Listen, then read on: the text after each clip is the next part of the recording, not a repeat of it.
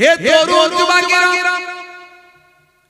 হে আমার বন্ধুরা, হে আমার মুরব্বিয়ানেরা, শুনে রেখে দিন বাবা, জেনে রেখে দিন বাবা, আপনার আমার বিশ্ব নবী আখির জামানার পয়গম্বর, তাকে মহান টিচার বলা হয়।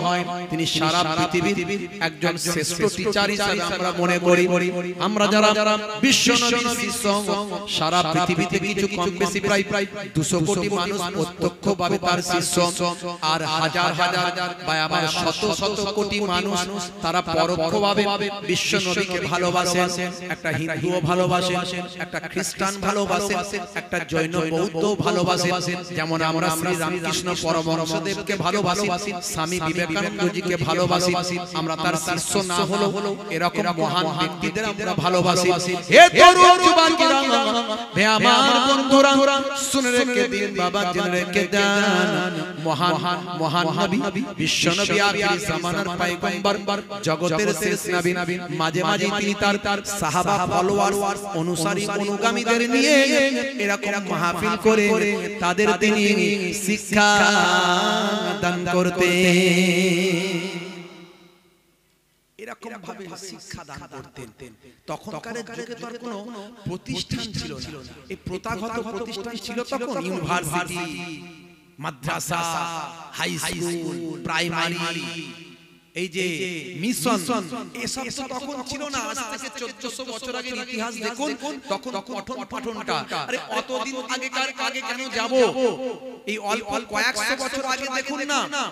আজকে ভাই আমার সারা পৃথিবীতে বিখ্যাত কবিগুরু বিশ্বকবি রবীন্দ্রনাথ ঠাকুর, তার শান্তিনিকেতন, তার শান্তিনিকেতনে আগে প্রথম তিনি যখন স্টার্টিং করলেন পড়াশোনার কাজ, তখন গাছের তলায় ছাত্র শিক্ষকের সম্পর্ক। কথা ঠিক না? এই শিক্ষা, এই যে আজকে আমরা একটু সুন্দর বেশ ফুল টুল খাটিয়ে প্যান্ডেল ট্যান্ডেল করে, এই যে একটা মাইক দিয়ে স্টেজ করে, এরকম হয়তো ছিল না। কিন্তু এই সামনে শ্রোতারা বসে থাকবে আর বক্তা সামনে বসে থাকবে, হয়তো মাইক থাকবে না, মুখে একে অপরের সঙ্গে কথাবার্তা, লেনদেন, আদান প্রদান, শিক্ষার প্রচার প্রসার তারা ঘটিয়েছে। হে তরুণ যুবকেরা, হে আমার বন্ধুরা, শুনে রেখে দিন বাবা, জেনে রেখে দেন, হে মুসলমান, আপনারা আমার বিশ্ব নবী এত সুন্দর করে শেখাতে শুরু করলেন। ভাইরা আমার, তরুণ যুবকেরা আমার, তিনি শিখিয়েছিলেন, হে দুনিয়ার মানুষ, শুনে রেখে দাও, জেনে রেখে দাও বাবা, আমি তোমাদেরকে একটা আসল কথা তোমাদের শেখাই, যেটা তুমি গ্রহণ করতে পারলে, যেটা তুমি রপ্ত করতে পারলে তোমার জীবনটা পাল্টে যেতে পারে। সেটা হলো বিশ্ব নবী দুটো সরল রেখা লাইন টানলেন, দুটো সরল রেখার তো কোনো শেষ নাই, লাইন টানার তো কোনো শেষ হয় না। মনে রাখবেন, তিনি একটা নরমাল ছোট লাইন, একটা বড় লাইন, তার থেকে সামান্য বড় একটা ছোট লাইন, একটা বড় লাইন, দুটো সরল রেখা টানলেন। মনে করুন দুটো সরল রেখা। আল্লাহর নবী, আল্লাহর রাসূল, বিশ্ব নবী আখির জামানার পয়গম্বর, পৃথিবী বিখ্যাত টিচার ছিলেন। তিনি শুধু নবী ছিলেন না, শুধু পয়গম্বর ছিলেন না, তিনি শুধু রাসূল ছিলেন না, তিনি একজন আদর্শ পিতা ছিলেন, আদর্শ স্বামী ছিলেন, আদর্শ শিক্ষক ছিলেন। হে তরুণ যুবকেরা, তার ফলোয়ারদের বসে তিনি দেখালেন, এই দেখো দুটো লাইন টেনেছেন, এই লাইনগুলোর মানে মতলব, এর মিনিংটা কি তোমরা বুঝতে পারছো? সেই সময় তার ফলোয়াররা বলেছিলেন, শিষ্যরা বলেছিলেন, ইয়া রাসূলুল্লাহ, আপনার থেকে বেশি জ্ঞান তো আমাদের নাই, আমরা কেমন করে বলতে পারবো? আমরা কেবল বুঝতে পারলাম, দেখতে পেলাম দুটো সরল রেখা টেনেছেন, একটা ছোট আর একটা বড়। হে তরুণ যুবকেরা, বিশ্ব নবী কেমন টিচার ছিলেন, কেমন মাস্টার ছিলেন, কত সহজে তিনি বুঝিয়েছিলেন। আল্লাহর নবী বললেন, শুনে রেখে দাও, জেনে রেখে দাও বাবা, শুনে রেখে দাও, এই যে বড় লাইনটা দেখতে পাচ্ছ, বড় সরল রেখাটা দেখতে পাচ্ছ, এটা হলো তোমাদের ড্রিম, এটা হলো তোমাদের স্বপ্ন, এটা হলো তোমাদের আশা, এটা হলো তোমাদের আকাঙ্ক্ষা। আর ছোট সরল রেখাটা দেখতে পাচ্ছ, এটা হলো তোমাদের জীবন, এটা হলো তোমাদের হায়াত। এই বড় ড্রিম, বড় স্বপ্ন পূরণ হওয়ার আগে তোমরা পৃথিবীর জমিন থেকে বিদায় নেবে। এটাকে যদি রপ্ত করতে পারো, মান্যতা দিতে পারো, তোমার জীবনটা বদলে যাবে। আজকে আমরা একতলা বাড়ি হলে দুতলা করার জন্য ব্যস্ত হয়ে যাই, কথা ঠিক ঠিক। একটা গাড়ি হলে দুটো গাড়ি কেনার জন্য ব্যস্ত হয়ে যায়। মোটরসাইকেল থাকলে কবে চার চাকা কিনবো, এর জন্য একদম বিচলিত। যে যেভাবে পারি সেভাবে অর্থ উপার্জনে ব্যস্ত হয়ে যায়। কোনটা বৈধ আর কোনটা অবৈধ ভাবার টাইম নাই। আমাকে ফোর হুইলার কিনতেই হবে। আমার ওয়াইফ বলেছে সামনে প্রোগ্রাম আসছে, তার আগে কিন্তু চার চাকা নিয়ে বেড়াতে বেরোবো। এটা মাথায় সব সময় ঘুরপাক খাচ্ছে। তার জন্য আমি সাধু উপায় কি অসাধু উপায় সেটা আমি দেখছি না। এই যে ড্রিম, এই যে তোমার স্বপ্ন, এই যে তোমার আশা আকাঙ্ক্ষা, এটা তোমার আস্তে আস্তে বাড়তেই থাকবে, কোনোদিন কমবে না। এই উঁচু এই আশা আকাঙ্ক্ষা পর্যন্ত এই উচ্চ লেভেলে পৌঁছানোর আগে তুমি পটল ডাঙায় চলে যাবে, অর্থাৎ তুমি মারা যাবে। কি লাভ? কিসের অহংকার? কোরআন মাজিদ তাই বলছে কুল্লু নাফসিন যায়কাতুল মউত, প্রত্যেক প্রাণী মৃত্যুর আস্বাদ গ্রহণ করবে, মরতে আপনাকে আমাকে হবে। আমার মহান স্রষ্টা কোরআন মাজিদে তাই বললেন কাইফা তাকফুরুন, তোমরা কেমন করে কুফরি করো, আল্লাহকে কেমন করে অস্বীকার করো, অর্থাৎ আল্লাহর নির্দেশনা, আল্লাহ যে নির্দেশ দিয়েছেন ভালো কাজ করো, ন্যায় পথে চলো, সততা বজায় রাখো, ভালো মানুষের মতো হও, ভালো ব্যবহার করো, ভালো সম্পর্ক তৈরি করো, ছোটদের স্নেহ করো, বড়দের সম্মান করো, 5 ওয়াক্ত নামাজ পড়ো, নামাজ পড়লে সৎ হবে, অনেস্ট হবে, ঈমানকে মজবুত করো। এই যে আল্লাহর পক্ষ থেকে বার্তা, আল্লাহ বলছেন তোমরা কেমন করে আমাকে অস্বীকার করো, কাইফা তাকফুরুন, তোমরা কেমন করে কুফরি করো, বিল্লাহি আমি আল্লাহর সাথে, অকুনতুম আমওয়াতান, তোমরা ছিলে মৃত, এই পৃথিবীতে আসার আগে তোমাদের কি অস্তিত্ব ছিল তোমরা বলো? প্রশ্ন করছেন আল্লাহ, এই পৃথিবীতে আসার আগে তোমাদের অস্তিত্ব কি ছিল? আমি আল্লাহ বলছি তোমরা ছিলে মৃত, ফাআহিয়াকুম, আমি তোমাদের জীবন দিয়েছি। এই জীবন দেওয়ার মালিক স্রষ্টা, রিলিজিয়াস অনুযায়ী, ধর্মশাস্ত্র অনুযায়ী। বিজ্ঞানকে বলছে লেটেস্ট, ভাই আমার লেটেস্ট যে আবিষ্কার গবেষণা হয়েছে, বলছে একটা বিন্দু, বিজ্ঞান বলছে একটা বিন্দু থেকে সব কিছু, টোটাল সিন্ধু, একটা বিন্দু থেকে সব সিন্ধু। ওই বিন্দুর উপরে যখন একটা, ভাই আমার মনে করুন একটা বিন্দুর উপরে কোন একটা কম্পন তৈরি হলো, কোনো কিছু একটা সেখানে আঘাত করলো, ওই বিন্দুটা অমনি ইলাস্টিকের নাই বড় আকার ধারণ করলো। এই বড় আকার ধারণ করে গ্রহ, নবমণ্ডল, ভূমণ্ডল, পাহাড় পর্বত সব তৈরি হয়ে গেল। আবার কোন সময় ওই বিন্দুটা সংকুচিত হয়ে আবার একটা বিন্দুতে পরিণত হবে। এটা বিজ্ঞানের চেতনা, বিজ্ঞানের ধারণা। আমরা যারা আস্তিক, যারা ঈশ্বরের অস্তিত্বে বিশ্বাস করি, তারা বলে তো এই বিন্দুটা সৃষ্টি করলো কে? আপনি মনে করুন ওই বিন্দুটাই হলো স্রষ্টা। আরো অনেক উপমা আছে, আরো অনেক উদাহরণ আছে। আমি যদি আপনাকে গণনা করতে বলি, 1 থেকে গণনা করুন, আপনি 1 থেকে গণনা শুরু করুন, যতক্ষণ না থামতে বলি আপনি থামবেন না। 1 2 3 4 5 6 7 8 9 10, আমি বললাম স্টপ, আপনি থেমে গেলেন, না হলে আরো গণনা করতে। অনুরূপ আমি বললাম এক কাজ করুন, ব্যাকে গণনা করুন, পেছন দিকে গণনা করুন। ইহাবি সামনের দিকে গণনা করছিলেন, পেছন দিকে গণনা করুন। আপনি শুরু করলেন 9 8 7 6 5 4 3 2 1। আমি কিন্তু থামতে বলি, আমি থামতে বলিনি, আপনি থেমে যাচ্ছেন কেন? ওয়াই? আপনি বলছেন একের আগে কিছু নাই, যা আছে সব একের পরে। আমিও বলি এক হলেন স্রষ্টা, একে স্রষ্টাই হলেন প্রথম, স্রষ্টার আগে কিছু নাই, যা আছে তার সব পরে।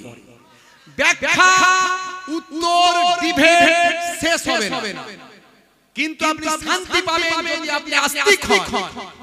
আস্তিক যদি হন, কোন একজন যে ধর্মের, যে রিলিজিয়াসের উপর থাকেন না কেন, আপনার রিলিজিয়াস আপনাকে বলে আপনি পাপ করবেন না, অন্যায় কাজ করতে পারবেন না। আপনার রিলিজিয়াস বলে না, আপনার ধর্ম বলে না একটা নিরীহ মানুষকে কষ্ট দাও। আপনার রিলিজিয়াস, আপনার ধর্ম বলে না একটা মহিলাকে রাস্তায় দেখে টিজিং কর। আপনার ধর্ম, আপনার রিলিজিয়াস বলে না অসাধু উপায়ে পরিশ্রম না করে 2 নম্বরই ভাবে মানুষের চোখে অশ্রু বিসর্জন করিয়ে তার কাছ থেকে অর্থ আত্মসাৎ করো, এটা আপনার ইলিয়াস বলেন, তাহলে আপনি শান্তি পাবেন, আপনার হৃদয় প্রশস্ত হবে, আপনি মানসিক স্বস্তি পাবেন, যে কদিন পৃথিবীতে বাঁচবেন শান্তির সঙ্গে বাঁচবেন। হতে পারে আপনি বিশাল কোটিপতি হতে পারলেন না, কিন্তু মনের থেকে আপনি একজন কোটিপতি লোকের থেকেও অনেক আনন্দে থাকবেন। এটাই ইসলাম বলছে। হে তরুণ যুবকেরা, হে আমার বন্ধুরা, শুনে রেখে দিন বাবা, জেনে রেখে দেন হে মুসলমান, বিশ্বনবীর আখলাক, বিশ্বনবীর চরিত্র, দয়ার নবী কেমন চরিত্র দেখিয়েছেন, কি আখলাক দেখিয়েছেন, কি চরিত্র দেখিয়েছেন বাবা। রাসূলের আখলাক, রাসূলের চরিত্র সম্পর্কে যদি আমি বলি অনেক সময় কেটে যাবে ভাই আমার। অনেক মনীষীদের কথা আমরা শুনেছি, মনীষীদের আখলাক, মনীষীদের চরিত্রের কথা যদি বলি, তাদের চরিত্র আমাদের জন্য গ্রহণীয়, তাদের চরিত্র যদি আমরা গ্রহণ করতে পারি আমরা মহান ব্যক্তি হতে পারবো। শ্রী রামকৃষ্ণ পরমহংস দেবকে যদি ফলো করা হয়, স্বামী বিবেকানন্দজিকে যদি ফলো করা হয়, রাজা রামমোহন রায়কে যদি ফলো করা হয়, ঈশ্বরচন্দ্র বিদ্যাসাগরকে যদি ফলো করা হয়, যিনি রাস্তার ধারে অসুস্থ মানুষদের সেবা করতেন, মাদার টেরেসাকে যদি ফলো করা হয়, যিনি বারবার অসুস্থ বাচ্চাদের নিজের কোলে তুলে নিতেন, নিয়ে সেবা করতেন। হে তরুণ যুবকেরা, এরকম মনীষীদের আদর্শকে যদি আমরা গ্রহণ করি আমরা মানসিকভাবে স্বস্তি পাবো, দুনিয়াতেও শান্তি, আখিরাতেও পরকালেও মুক্তি পাবো। 1450 বছর আগে বিশ্বনবী এরকম আদর্শগুলো দেখিয়ে দিয়ে গেছেন, পৃথিবীর মানুষের কাছে তিনি মহান ব্যক্তিতে পরিণত হয়েছেন। এশিয়াটিক সোসাইটি থেকে ন্যাশনাল লাইব্রেরি, অক্সফোর্ড থেকে নাসা, তাই বিশ্বনবীকে নিয়ে সবাই আজকে করে আশা গবেষণা করে। হে তরুণ যুবকেরা, কারণ বিশ্বনবী সাধারণ কোনো মনীষী ছিলেন না, তিনি মহান প্রভুর কর্তৃক নির্দেশিত একজন মনীষী, মহান প্রভুর কর্তৃক মহান প্রভুর কর্তৃক পারমিটেড একজন মনীষী।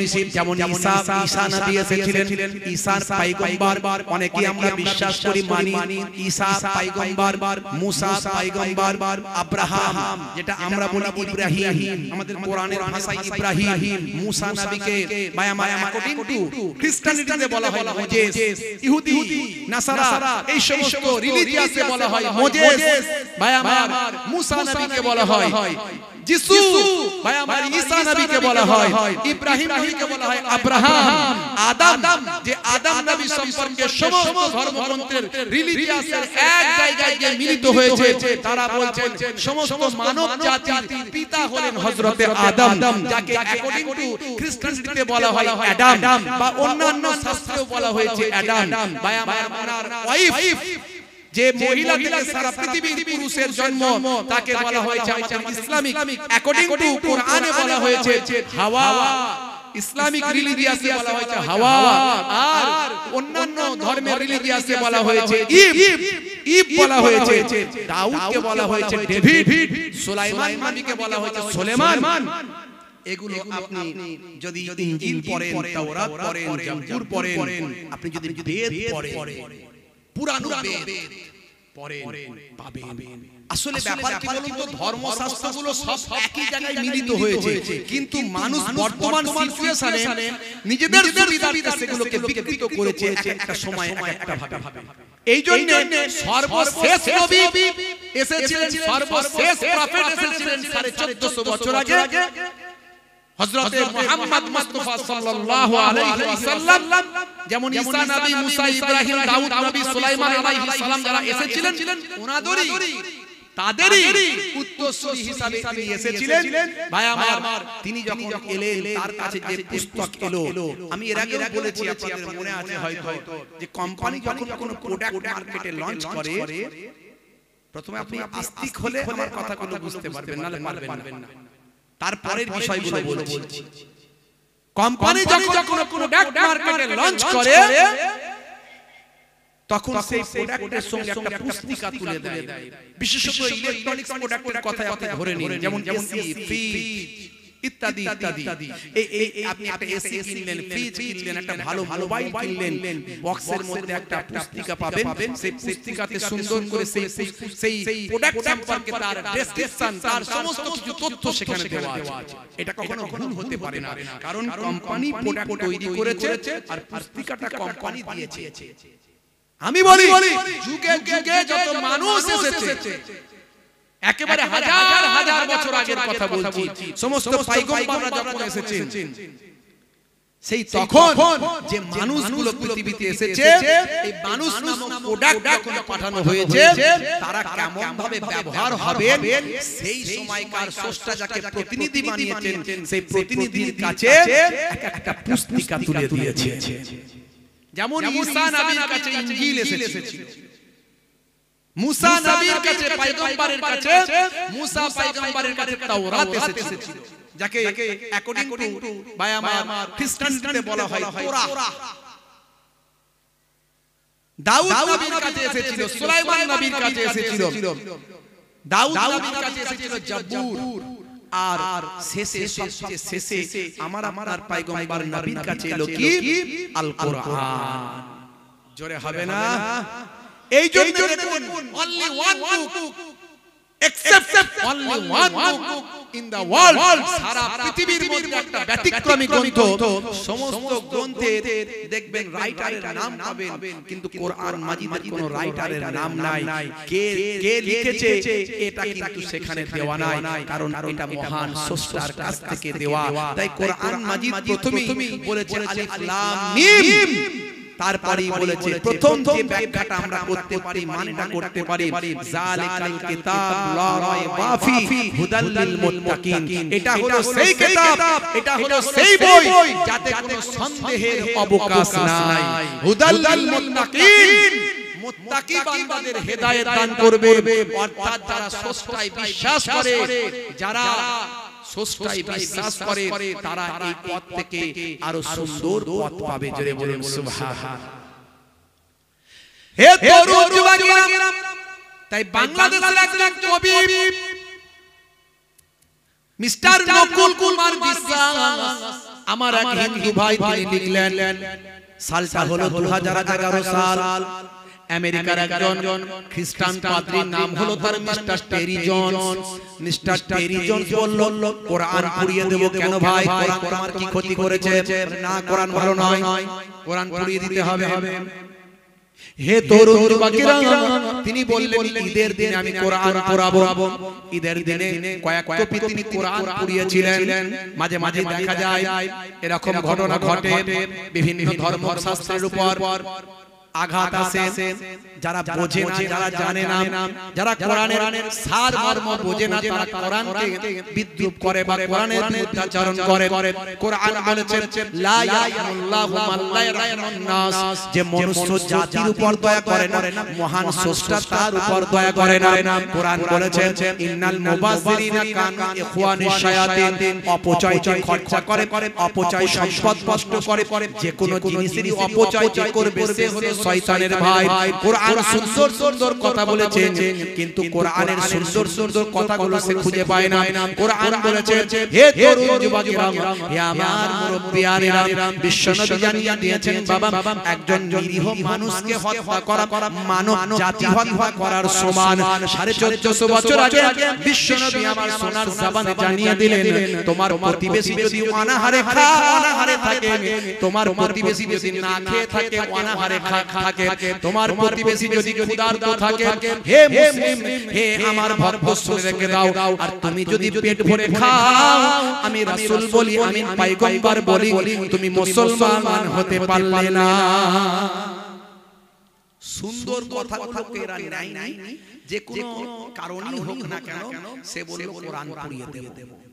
বাংলাদেশের বিখ্যাত একজন ভাই আমার বাংলা কবি শিল্পী, নাম হলো মিস্টার নকুল কুমার বিশ্বাস। ইন্টারনেটে যাবেন পাবেন। তিনি বলছেন, যদি আগুন লেগে ধ্বংস হয়ে যায়, হে টেরি জনস, মিস্টার টেরি জনস, তুমি কোরআন পড়িয়ে দেবে বলেছো, কেমন ধার্মিক আমি জানি না। ধর্মের মানে তুমি একজন বজ্জাত, তুমি যেটা কাজ করছো এটা অন্যায়। আমি একজন হিন্দু কবি হয়েও তোমাকে আমি কবিতার মাধ্যমে উত্তর দিচ্ছি। হাজার হাজার মানুষ তার বক্তব্য দেখেছিল এবং শুনেছিল, ইন্টারনেটে গেলে বুঝতে পারবেন তিনি কবিতার মাধ্যমে তার সুন্দর ভাষায় তিনি বলেছিলেন, যদি আগুন লেগে ধ্বংস হয়ে যায় পৃথিবীর সব বইয়ের দোকান, তবু বিশ্ব থেকে হারাবে না পবিত্র কোরআন। জোরে হবে না, জোরে হবে না। করবে কেমন করে কোরআন ধ্বংস আগুনের তেজ, করবে কেমন করে কোরআন ধ্বংস আগুনের তেজ, আছে বিশ্বে ভরা অগণিত কোরআনে হাফেজ। তারা ছাপিয়ে আসমানি গ্রন্থ, তারা ছাপিয়ে আসমানি গ্রন্থ, বাঁচাবে ইসলামের সম্মান, তবু বিশ্ব থেকে হারাবে না পবিত্র কোরআন। কোরআন মানুষকে সৎ হতে বলে, কোরআন মানুষকে অপরাধ মুক্ত হতে বলে, কোরআন মানুষকে সুন্দর সমাজ গঠন করতে বলে।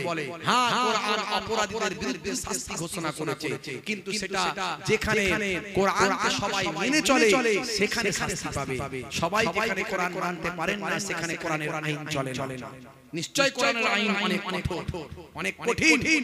আজ যেখানে কোরআন যেখান থেকে স্টার্ট সৌদি আরবেও এখন সব কোরআনের আইন তারা মানতে পারে, কারণ বর্তমান সময়ে যদি সেই আইন তারা মেনে চলতো তাহলে পৃথিবীর শ্রেষ্ঠ মানুষে পরিণত হতো। কিন্তু যুগের সঙ্গে তাল মিলিয়ে চলতে হবে, সেই কঠোরতা অবলম্বন করা যায় না। কিছু আইন এখনো তারা মেনে চলে, তার মধ্যে চুরি করলে হাত কেটে দেয়। চুরি করলে কি করে? হাত কেটে দেয়।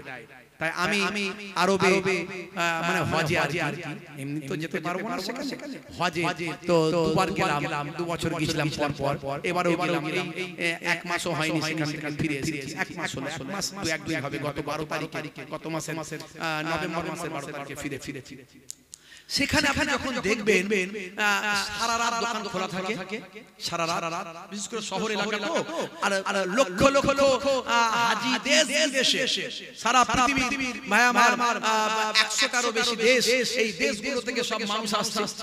তো সেখানে প্রতিনিয়ত অন্তত আমি যতটুকু আমার ছোট্ট জ্ঞান বুদ্ধিতে আমি লক্ষ্য করেছি, কারণ রাসূলের যে মসজিদটা আছে, মসজিদে নববী যেটাকে বলা হয়, এই মসজিদে নববীতে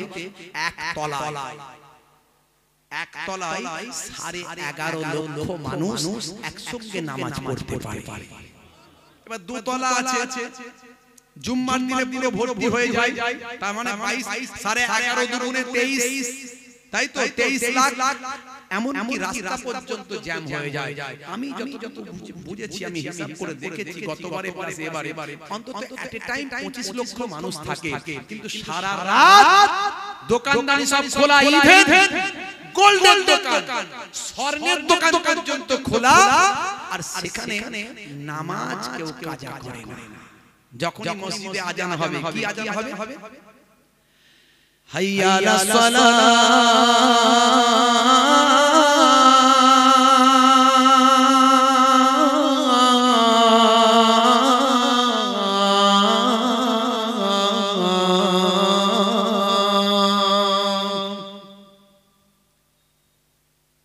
আমরা এই সুন্দর সুরগুলো শুনতে অভ্যস্ত। কি সুন্দর যখন সন্ধ্যা হয়, মাগরিবের আজান হয়, আর হিন্দু ভাইদের মন্দিরে দেখবেন তখন ঘন্টা বাজে।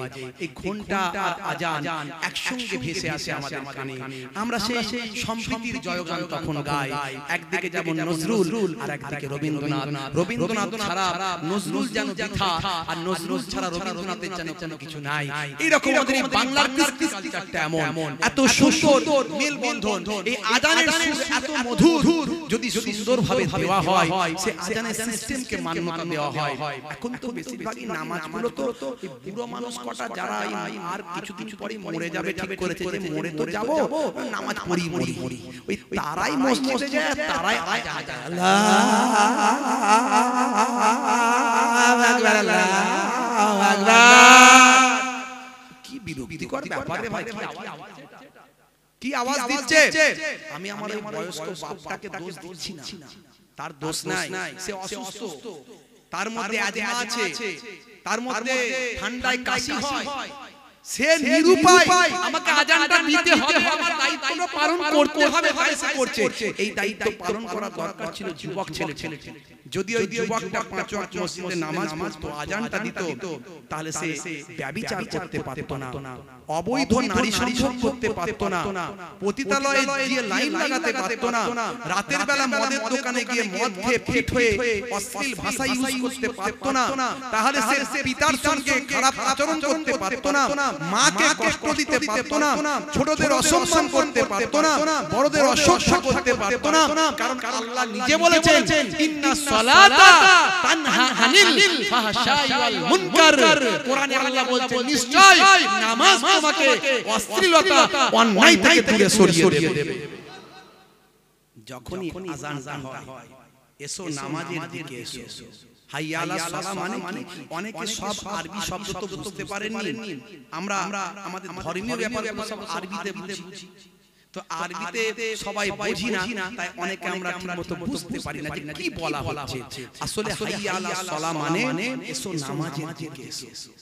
যদি আসো, যদি এসো, তুমি এসে থাকো নামাজের দিকে, তাহলে মহান স্রষ্টা বলছেন হে মুয়াজ্জিন, যিনি আযান দিচ্ছেন তাকে বলা হয় মুয়াজ্জিন, যিনি নামাজ পড়ান তাকে বলা হয় ইমাম। ইমাম শব্দের অর্থ হলো নেতা, যে নেতা যা বলে তার পেছনে যারা থাকেন নেতার নেতৃত্বে তারা সব তার কথা মান্য করেন। এই নামাজের নেতৃত্বের কথা চিন্তা করুন তো, যদি ওই নেতৃত্ব আমরা মানতাম, আমাদের এলাকায় একজন যোগ্য নেতা ধরুন আছে, সেই যোগ্য নেতাকে আমরা আমাদের নেতৃত্বের মতো যদি মেনে চলতাম, তাহলে সমাজটা কত সুন্দর হতো। এখন তো ঘরে ঘরে নেতা, কে কার কথা শুনে, নেতাও যেমন আর তার দলের লোক কথা ঠিক না। এই জন্য সমাজে তো বিভাজন, অশান্তি। আজকে নেতারা সস্তার রাজনীতি করে, উন্নয়ন বাদ দেয়, ভালো কাজ বাদ দেয়, দিয়ে বিভাজন, ভয়াবহ অস্থিরতার পরিবেশ তৈরি করে দেয়। কিন্তু নামাজের ক্ষেত্রে দেখুন, ইমাম সাহেব নামাজে যাচ্ছে, আল্লাহু আকবার, রুকুতে তার সঙ্গে সবাই রুকুতে, তিনি সিজদায় সবাই সিজদায়, আর এত সুন্দর পরিবেশ। এই যে নামাজের মধ্যে দিয়ে বুঝিয়ে দেওয়া হচ্ছে যে তোমরা কিন্তু সবাই সমান। কেউ একজন কোটি কোটি ব্যবসায়ী এসে দাঁড়িয়েছে নামাজে, তার পাশে জায়গাটা ফাঁকা আছে, তারপরে ঢুকলো একটা রিকশাওয়ালা, দিনে 250 টাকা ইনকাম করে, কোনোদিন হয় না, তার জুতোটা ছিঁড়ে গেছে, জামাটা নোংরা, গা থেকে দুর্গন্ধ বের হয়, সারা দিন সে কঠোর পরিশ্রম করে হালাল ইনকাম করে, ফ্যান চালিয়ে ঘাম ঝরিয়ে একটা কোটিপতি ব্যবসায়ী, বিশাল গোল্ডের ফ্যাক্টরি, মসজিদে এসে নামাজে ঢোকে, তার পাশে একটুখানি জায়গা আছে, একজন লোক দাঁড়াতে পারবে।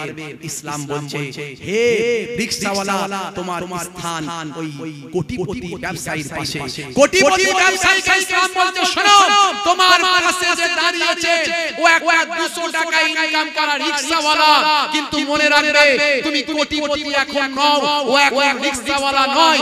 সবাই দাঁড়িয়েছে মহান স্রষ্টার কাছে, কেহ নাই উচ্চ, কেহ নাই নিচ, এখানে সমান সবাই হবে না।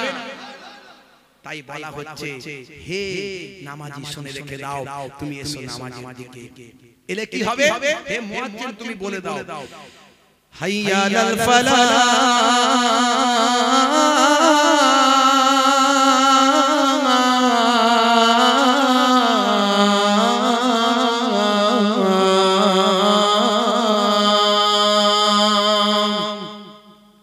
নামাজের দিকে এলে আমি স্রষ্টা বলছি তোমাকে আমি কামিয়াবি দান করব, তোমাকে জ্ঞান করব, তোমাকে লাভবান করব। এই লাভবানটা দুনিয়াতেও হবে, পৃথিবীতেও হবে, আর পরকালেও হবে। হে তরুণ যুবকেরা, হে আমার বন্ধুরা, হে আমার মুরব্বিয়ানেরা, তাই নামাজে ফাঁকি দেওয়া যাবে না। বিশ্বনবী আমার দয়ার নবী নামাজে ফাঁকি দিতে নিষেধ করেছেন। যত কষ্টই হোক তুমি নামাজটা পড়বে বাবা, কারণ চরিত্র গঠন করতে গেলে সবচেয়ে আগে নামাজের প্রয়োজন। সেই নামাজ তোমাকে সিস্টেমে চালাবে, চরিত্র গঠন করে দেবে, তোমাকে দুনিয়াতেও শান্তি দেবে আর পরকালেও মুক্তি দান করবেন। হে তরুণ যুবকেরা, হে আমার বন্ধুরা, শুনে রেখে দিন বাবা, জেনে রেখে দিন বাবা, আমার আল্লাহ কোরআন মাজিদে তাই 82 জায়গায় নামাজের কথা বলেছেন, ভালো কাজ করতে যা বলেছেন তার মধ্যে সবচেয়ে আগে এই কথাটা বেশি বলেছেন, ওয়া আকিমুস সালাত, তোমরা নামাজ প্রতিষ্ঠা করো। তাই নামাজের কথা, নামাজের সময় এলে কোনো কিছু বলে কোনো রকম বাহানা দিয়ে নামাজ ত্যাগ করা যাবে না। কারণ নামাজি যদি আপনি হয়ে যান, অপরাধ অন্যায় আপনার কাছ থেকে সরে চলে যাবে।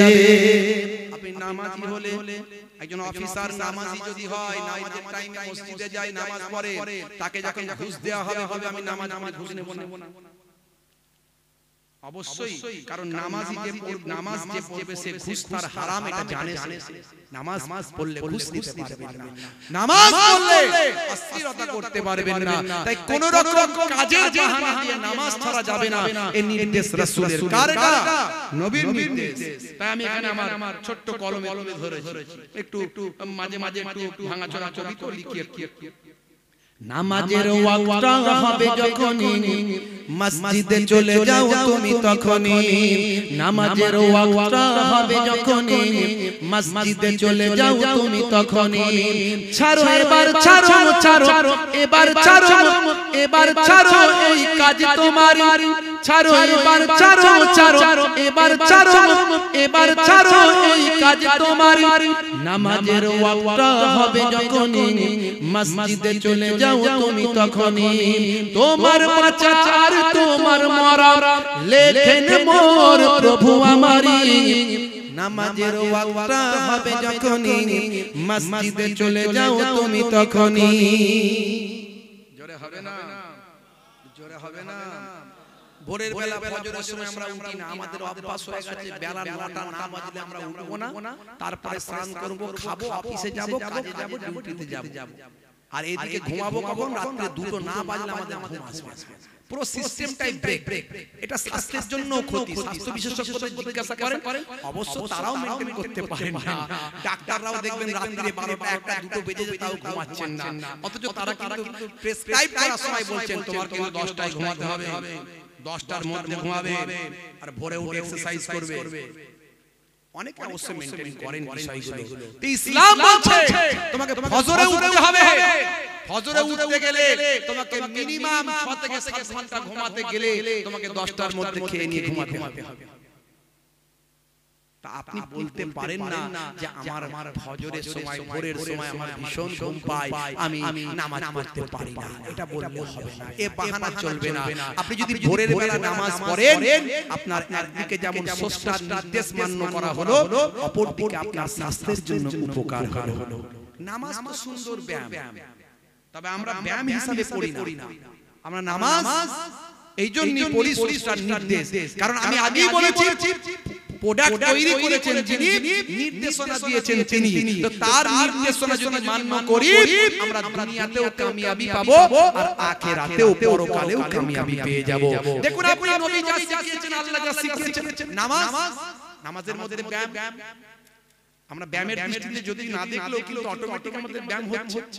নবী শিখিয়েছেন কি? নবী শিখিয়েছেন যখন তুমি ঘুমাতে যাবে ডান দিকে কাত হয়ে ঘুমাও। এগুলো আমি অনেক বলেছি। আমার ইন্টারনেটে আপনি পাবেন 15-20 হাজার গল্প আছে। আমি অনেক বলেছি, যখন ঘুমাবেন ডান দিকে কাত হয়ে ঘুমান।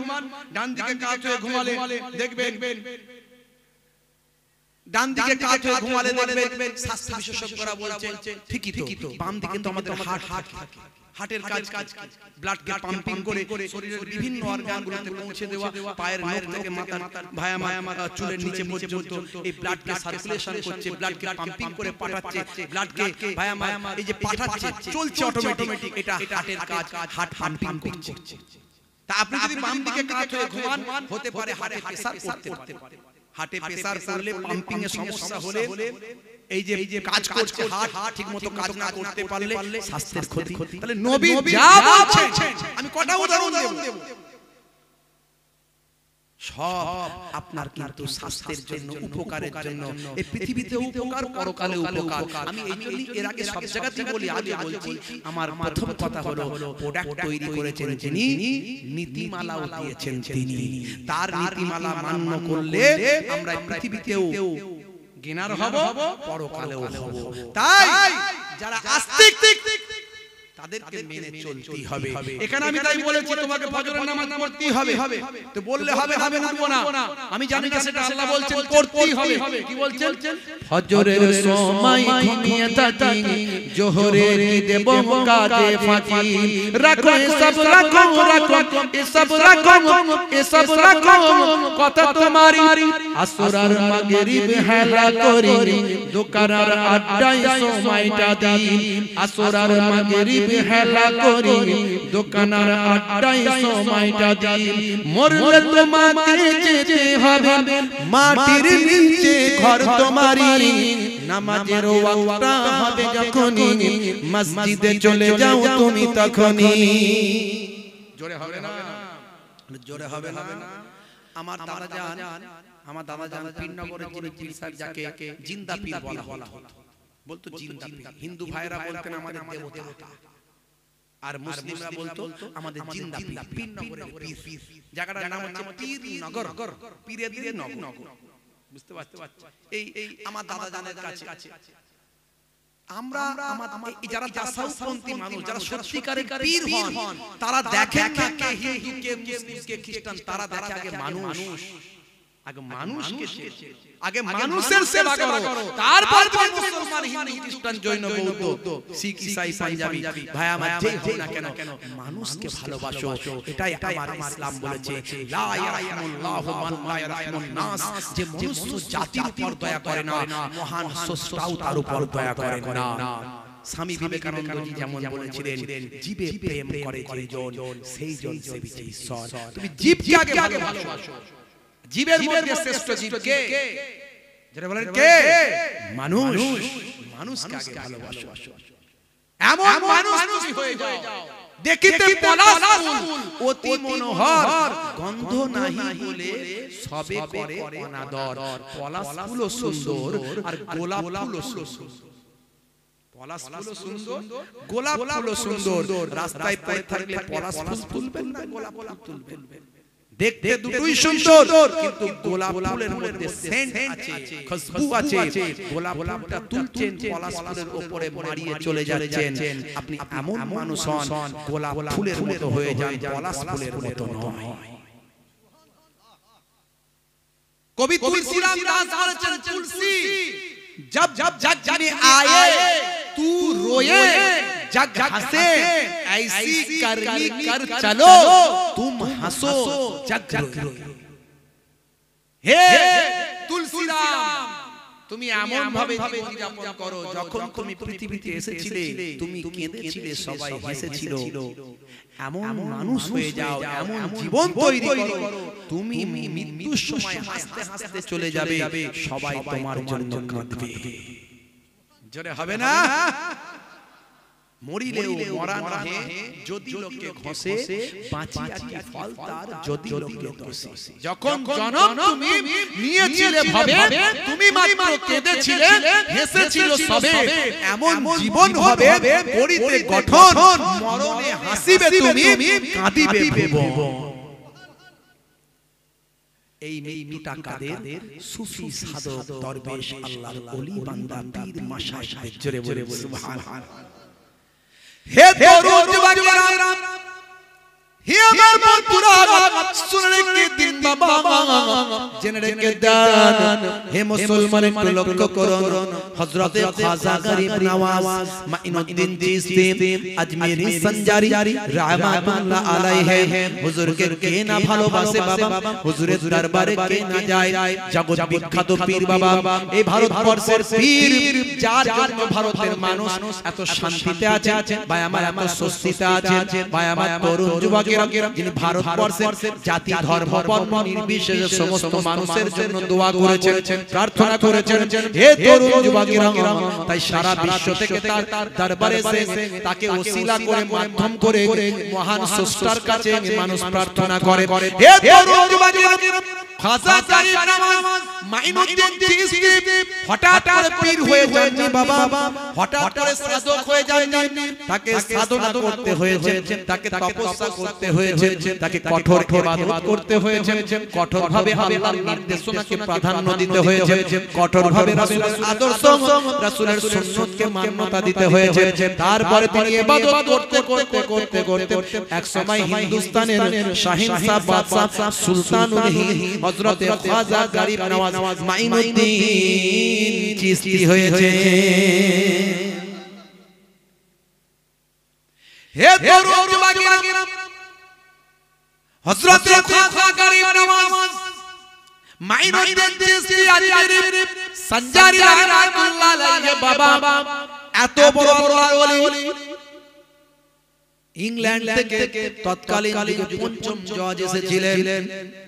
তখনকার আমলে পঞ্চম জজ মানে সর্বোচ্চ নেতা, একটা দেশের সর্বোচ্চ নেতাকে বায়াবার উপাধি দেওয়া হয়েছিল পঞ্চম জজ।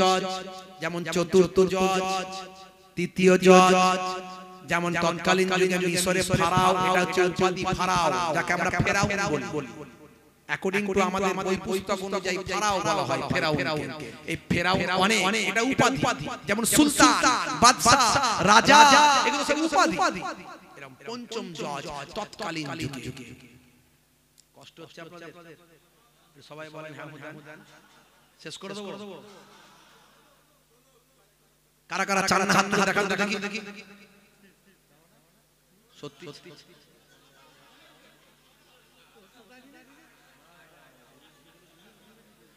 বলে হুজুর ডিস ব্রেক নাই, ঝুঁকে ঝুঁকে উঠে ঝুঁকে চান, সত্যি চান?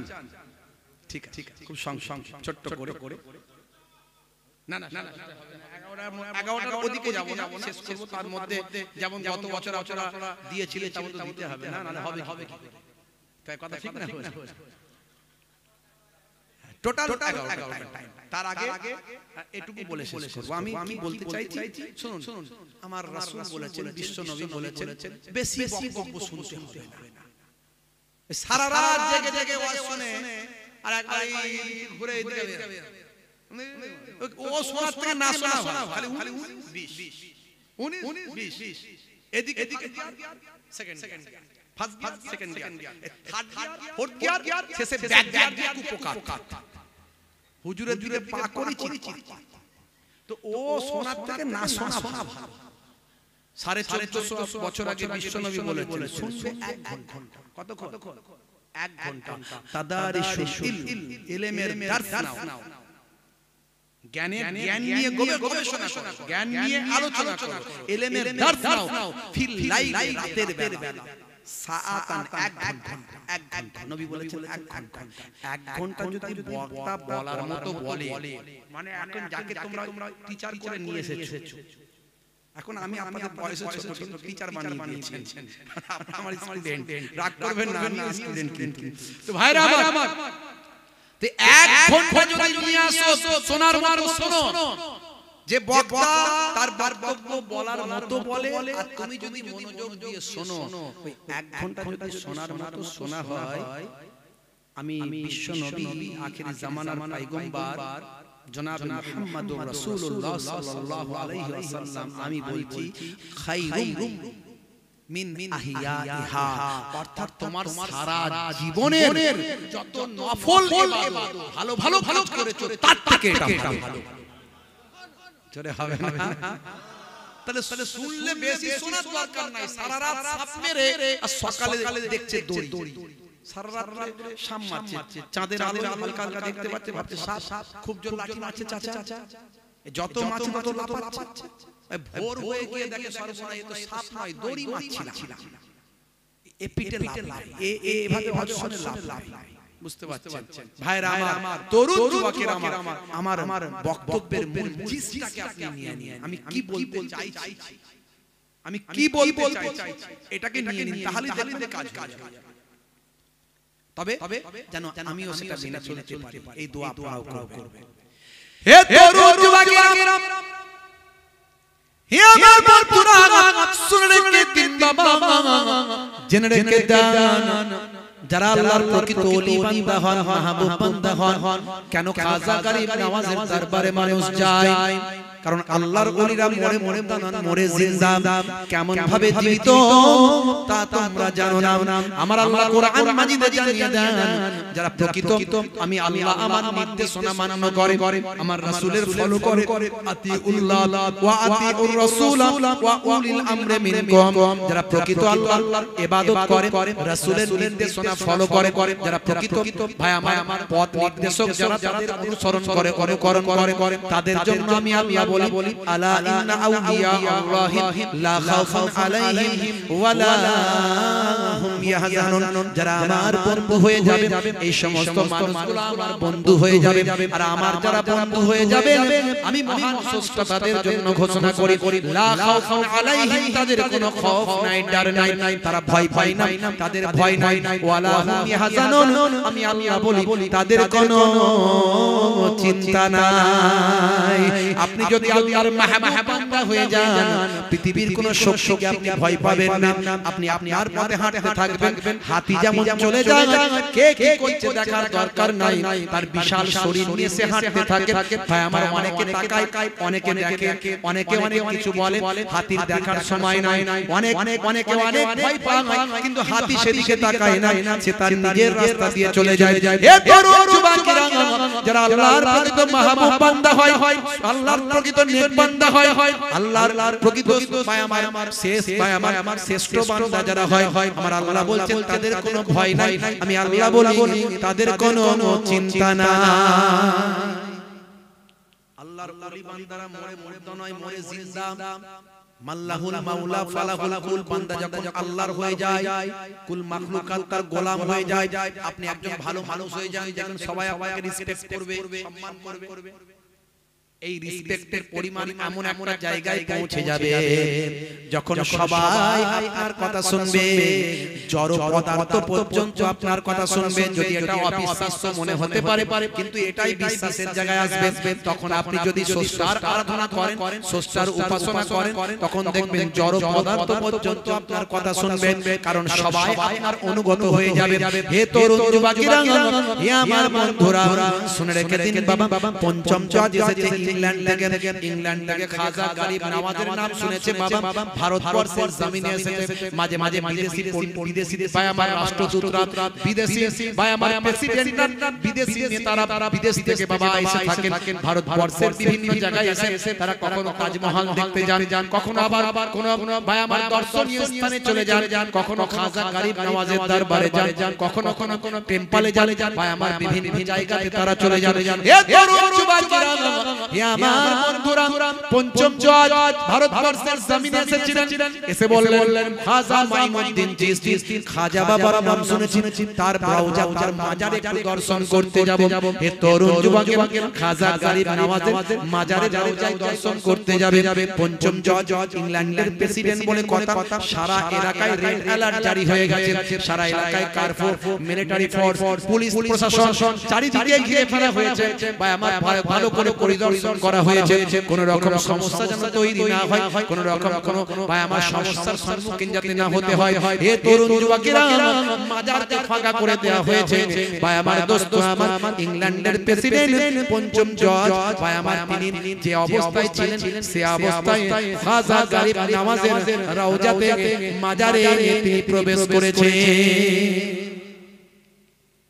বুট, স্যুট, কোট, টাই, ক্যাপ, হ্যাট, যাচ্ছি।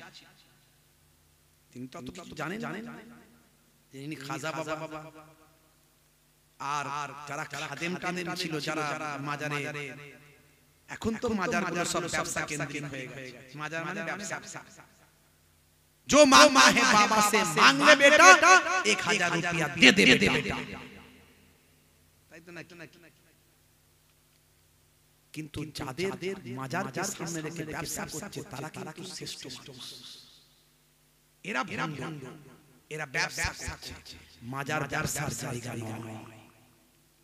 তাই আমরা বলি, যারা খাজা গরিব নওয়াজের দরবারে যাবেন, তারা গরিব দুস্থ অসহায়কে দেবেন, মাজারের উন্নতি কল্পে দেবেন, কিন্তু ভণ্ডদের হাতে টাকা দেবেন না। তাহলে তারা এই হাত পাতলি পয়সা খাটতে হবে। ভালো ইনকামের লাইন না না না, এটা মানুষকে অকর্মণ্য করে দেবে, কর্মহীন করে দেবে। হে তরুণ যুবকেরা, হে আমার বন্ধুরা, শুনে রেখে দিন বাবা, জেনে রেখে দেন আল্লাহর ওলিদের আল্লাহ কত সম্মান দিয়েছেন, স্রষ্টা ভাই আমার তার বন্ধুদের কত সম্মান দিয়েছেন, যারা তার বন্ধুত্বের পর্যায়ে পৌঁছে যায় তাদের কত মর্যাদা দিয়েছেন বাবা। হে তরুণ যুবকেরা, হে আমার মুরব্বিয়ানেরা, মানুষ মারা যাওয়ার পরে 6 ঘন্টা পর থেকে ডেড বডির পচন শুরু হয়। 6 ঘন্টা পর থেকে ডেড বডির পচন শুরু হয়। এটা আমি বলছি না, মেডিকেল সায়েন্স বলছে।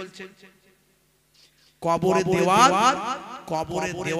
24 ঘন্টা পর সবচেয়ে আগে শরীরের যে অঙ্গটা পচে যাবে সেটা হলো নাক। 3 দিন পরে সবচেয়ে প্রথম নখগুলো খুলে ঝরে পড়তে থাকবে। আর 6 দিন পরে যত শরীরের চুল আছে, লোম আছে, সব আস্তে আস্তে খসে যাবে। মাত্র 17 দিনের মধ্যে পেটটা দুম করে ফেটে যাবে। ফেটে গিয়ে শরীরের ভিতরে আমাদের অসংখ্য পোকা আছে, আর শরীরের বাইরে পোকা তৈরি করে, অটোমেটিক জীবাণু তৈরি হয়ে যাবে সেখানে। মাটির ভিতরে পোকা বংশ বিস্তার করবে, আরো জীবাণু অসংখ্য তৈরি হয়ে যাবে। সেখান থেকে অসংখ্য পোকা তৈরি হয়ে গিয়ে পুরো দেহটাকে একেবারে ভাই আমার নিজেদের আন্ডারে নেবে, ইচ্ছা মতো খাবে। এই খেতে 60 দিন 60 ডেজ, 60 দিনের মধ্যে শরীরের সমস্ত বস্তু যা আছে সব ফিনিশ করে দেবে। 90 ডেজ 90 দিনের মধ্যে দেখা যাবে কঙ্কালে পরিণত হয়েছে। এই 90 দিন পর কঙ্কালের জয়েন্ট গুলো খুলতে থাকবে। আর 365 দিন 1 বছরের মধ্যে ভাই আমার কঙ্কাল হাড়গুলো যা আছে সেগুলো ম্যাক্সিমাম টাইম মাটি খেয়ে পোকামাকড়ে খেয়ে ফিনিশ করে দেবে। কয়েকটা জিনিস থাকতে পারে, বিশেষত যেটা আমরা জানতে পারি সেটা হলো নাভি নাকি কেউ খেতে পারে না। এই নাভি নাকি নষ্ট হয় না। আগে যখন ইলেকট্রিক চুল্লির ব্যবস্থা ছিল না, তখন শুনতাম যে নাভিটাকে আমার হিন্দু মহোদয় ভাইরা ভাই আমার দাহ করার পরে তারা খুঁজে বের করে সুন্দরভাবে সম্মান জানিয়ে গঙ্গায় বিসর্জন দেন। এখন কি করেন আমি জানি না, যদি জিজ্ঞাসা করা হয়নি। তো যাই হোক ভাইরা আমার, এই কবরে থাকলে নাভিটা থাকতে পারে। এই নাভি হলো শরীরের জড়, শরীরের মূল। মনে রাখবেন, এক হাদিসের মধ্যে এসেছে কিয়ামতের দিন যেদিন মহাপ্রলয় ঘটবে, যেদিন আবার বিচারের ব্যবস্থা করা হবে, এই পরীক্ষার ফল যেদিন প্রকাশ করা হবে, যেদিন রেজাল্ট দেওয়া হবে, সেদিন কিন্তু প্রত্যেকটা মানুষকে আবার এই নাভি থেকে আবার জীবিত করা হবে। অর্থাৎ আমার শরীরটা ধুলোয় মিশে গেছে, সেই ধুলো থেকে আমার শরীরটা একত্রিত হয়ে নাভির সঙ্গে মিলিত হয়ে আবার দাঁড়িয়ে যাবে। কবরের অবস্থা হলো এটা। কিন্তু যারা সাধক হয়ে যাবে, আল্লাহ ওয়ালা হয়ে যাবে, যারা 5 ওয়াক্ত নামাজি হবে, রাসূলের সুন্নাত মেনে চলবে, রাসূলের আদর্শকে মেনে চলবে, সততার সঙ্গে, নম্রতার সঙ্গে, ভদ্রতার সঙ্গে রাসূলের আদর্শকে মান্যতা দিয়ে জীবন যাপন করবে, তারা কবরে যাওয়ার পরেও পোকার ক্ষমতা নাই তাদের শরীরটা খেয়ে ফেলবে। যদি বলে প্রমাণ, অসংখ্য প্রমাণ আছে। বহুদিন পর কবর থেকে তোলা হয়েছে, কবরে পেট ফেটে যাওয়া দূরের কথা, দুর্গন্ধ বের হওয়া তো দূরের কথা, শরীরটা তরতাজা আছে, কাফনের কাপড়টাও ময়লা হয়। जमीन मैली नहीं होती, ज़मान मैला नहीं होता, ज़मीन मैली नहीं होती, ज़मान मैला नहीं होता, मोहम्मद के गुलामों का कफन मैला नहीं होता। জোরে হবে না? যদি রাসূলের গোলাম হয়ে যায়, আপনার কাফনের কাপড়টাও মাটি খেতে পারবে না, পোকা খেতে পারবে না। এরকম ভিডিও ফুটেজ আমাদের কাছে অনেক আছে। দীর্ঘদিন পর কবর ভেঙে গেছে, কি তোলা হয়েছে, যে কোনো কারণে এরকম নিউজ হয়েছে, খবর। হে তরুণ যুবকেরা, পঞ্চম চাঁদ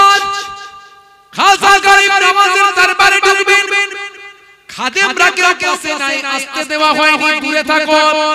ইংল্যান্ডের প্রেসিডেন্ট, তাই রাউজায় ঢোকার রুলসটা সেভাবে বলা হয়নি। পঞ্চম জজকে রুলস দেখাতে পারে আবার কার ক্ষমতা আছে। ইংল্যান্ডের প্রেসিডেন্ট বলেন কথা, জো বাইডেন যদি আসে, হে তরুণ যুবকেরা, কে তাকে আইন শেখাতে পারে বলার ক্ষমতা কি কারো হবে? হে জওয়ান যুবকেরা, পঞ্চম জজ বুট পরে, পায়জামা পরে, স্যুট পরে যে অবস্থায় আছেন, টাই পরে, হেড পরে যে অবস্থায় আছেন, নিজের পায়জামার পঞ্চম জজ খাজা গরিব নওয়াজের রওজায় সমাধিতে তিনি প্রবেশ করলেন। সেখানে পায়জামার প্রবেশ করার আগে জুতোটা খুলতে হয়, সম্মান প্রদর্শন করতে হয়। এই সব না করে তাকে রুলস দেখানোর কেউ নাই, তিনি সোজা চলে গেলেন। চারিদিকে ব্যারিকেড করা আছে, কেউ তার ধারে কাছে যেতে পারে না। হে তরুণ যুবকেরা, পঞ্চম জজ যখন হিন্দুস্তানের শাহনশাহ বাদশাহ সুলতানুল হিন্দ হযরতে খাজা গরিব নওয়াজ মাইনুদ্দিন চিশতিয়া তিনি সঞ্জারি রাহমাতুল্লাহ আলাইহি হুজুরের রওজা মুবারক যখন গেলেন, পঞ্চম জজ হুজুরের সামনে গিয়ে পায়জামার রওজাটা দর্শন করতে লাগলেন। কোন খাজা গরিব নওয়াজ, যে খাজা গরিব নওয়াজকে আনা সাগর থেকে পানি তুলতে নিষেধ করা হয়েছিল। আনা সাগরটা পবিত্র সাগর, যেখানে স্নান করলে সকলের পাপ ধুয়ে চলে যায়, এই তাদের বিশ্বাস ছিল তৎকালীন যুগে। হে তরুণ যুবকেরা, খাজা গরিব নওয়াজ আনা সাগরের পাড়ে কয়েকজন শিষ্য ভক্তকে নিয়ে এসে সেখানে তাবু গেড়েছিলেন। সেখানে তাবু গেড়ে মানুষকে সৎ পথের ভায়া সততার পথে, নম্রতার পথে, সৎ অনেস্ট হওয়ার পরামর্শ দিচ্ছিলেন। এমন সময় দেখতে পাওয়া যায় তৎকালীন বাবা, সেই সময় তাকে বলা হলো, আপনি এই আনা সাগরকে অপবিত্র করবেন না। আনা সাগরে গিয়ে আপনি অপবিত্র না করে আনা সাগর থেকে পানি নিচ্ছেন, আনা সাগরে গিয়ে হাত মুখ ধুচ্ছেন, অর্থাৎ ওযু করছেন। সেই সময় তাকে বলা হলো, আনা সাগর কিন্তু অপবিত্র হয়ে যাচ্ছে। এই আনা সাগর কিন্তু বিশাল সমুদ্রে নয়। খাজা গরিব ভাই এই আজমির শরীফে গিয়ে আপনি যদি আনা সাগর খোঁজেন তাহলে সমুদ্র পাবেন না, বরং আনা সাগর বলতে বোঝানো হয়েছে একটা বিশাল মাপের একটা দিঘি বা আমার বিশাল মাপের একটা হ্রদ, একটা দিঘি, একটা বিশাল মাপের পুকুর, যেটাকে আনা সাগর নামে অভিহিত করা হয়েছে। তরুণ যুবকেরা, হযরতে খাজা গরিব নওয়াজ বললেন, বাবা আমরা কখনো পানি অপবিত্র করছি না, বরং ওই পানিতে আমরা হাত হাত ধুচ্ছি এই জন্য যাতে মহান স্রষ্টার কাছে সকলের জন্য প্রার্থনা করতে পারি। সকলের জন্য, এই দেশের জন্য, দশের জন্য, এই আমি যাতে প্রার্থনা করতে পারি। আমি ফকির ফোকারা লোক বাবা, এখানে এসেছি, তো আমি এখানে কদিন থাকবো, থেকে চলে যাব। আল্লাহ তোমার কাছে ডাকি বারে বার, করুণা আমার উপম করো আবার। আল্লাহ তোমার কাছে ডাকি বারে বার, করুণা আমার উপম করো আবার। আল্লাহর ওলি গরিব নওয়াজ ভক্ত নিয়ে আজমিরে যান। আল্লাহর ওলি গরিব নওয়াজ ভক্ত নিয়ে আজমিরে যান। আনা সাগরের পারে গিয়ে হুজুর সেখানে তাবু খাটান।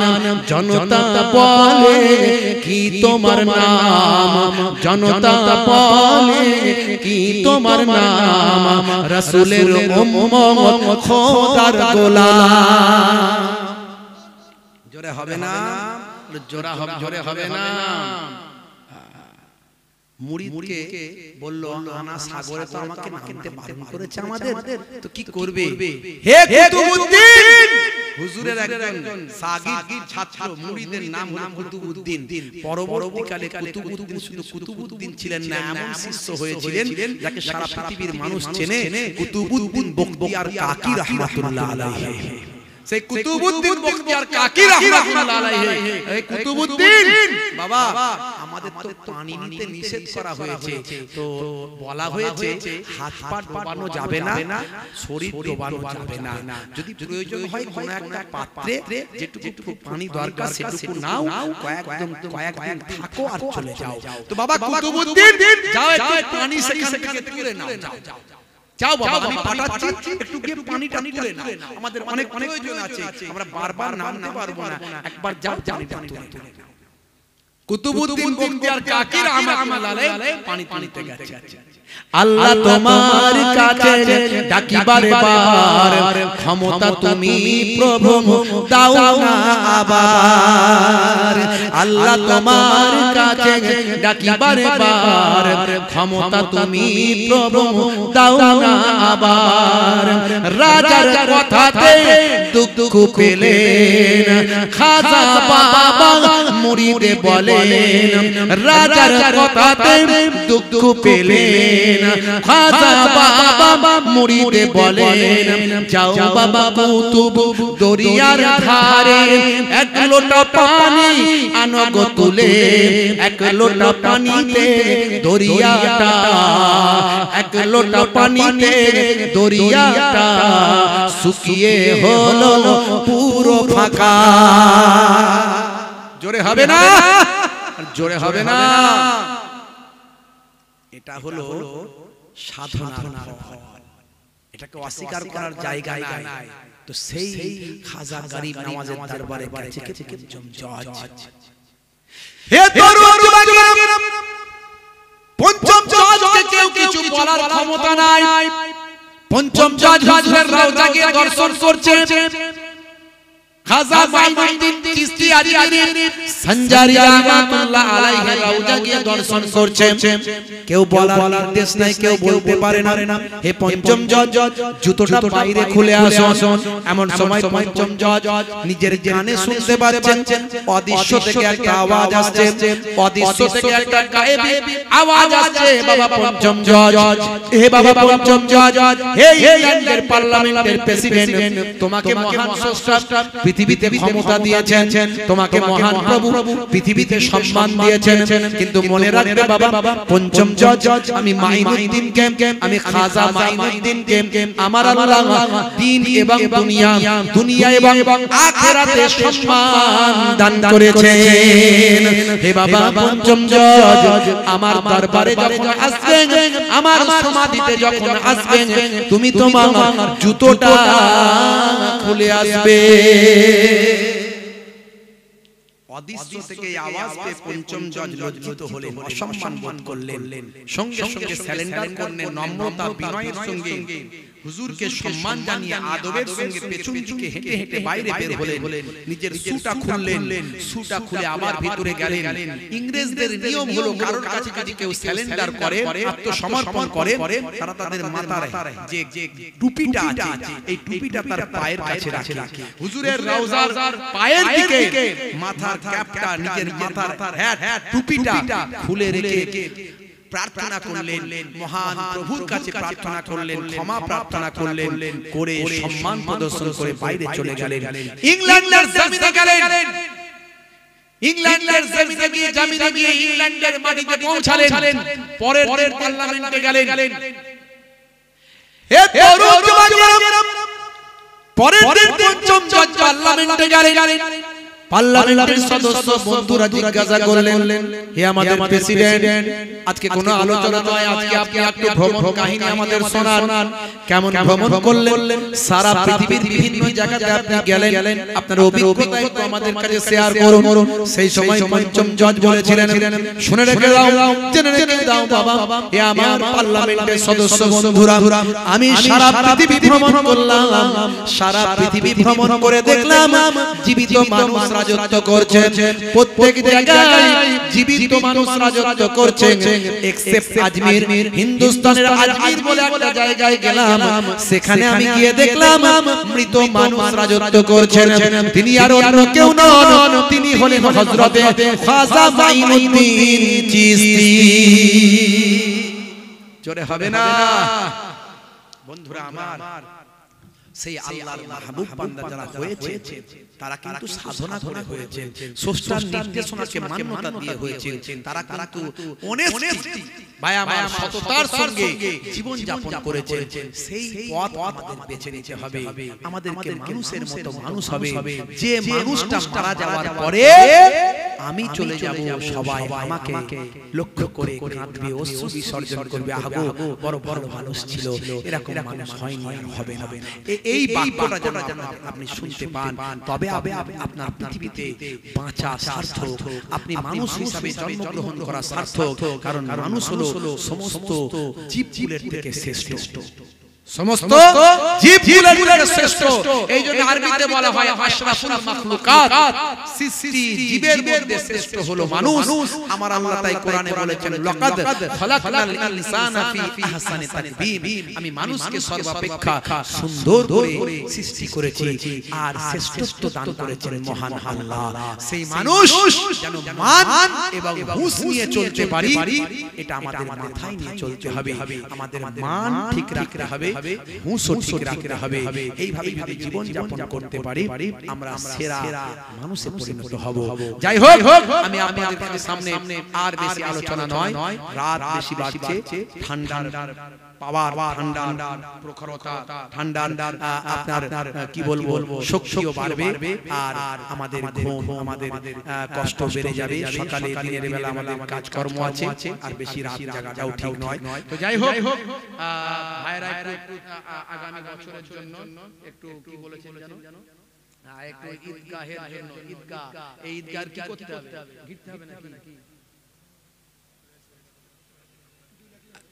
এখন বাকি আছে, তো অনেক টাকা পয়সার ব্যাপার, এটা আপনাদের এখানে সেরকম একটু যে আপনারা স্রষ্টার জন্য তপস্যা করবেন, সাধনা করবেন, একটু যে তাকে ডাকবেন, সে ডাকার সুন্দর জায়গাটা এখানে ছিল না। ভাইরা অনেক কষ্ট করে করেছেন, আমি এসেছিলাম উদ্বোধনের সময়, তাই তো নাকি?